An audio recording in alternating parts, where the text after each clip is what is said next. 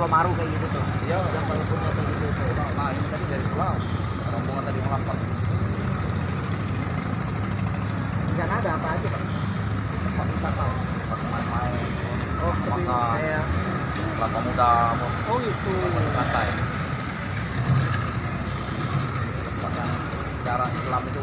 Itu. Bang ke sana berapa? Di sana per orang apa? Langsung satu rombong Pak 200. Pulang pergi atau Pulang pergi.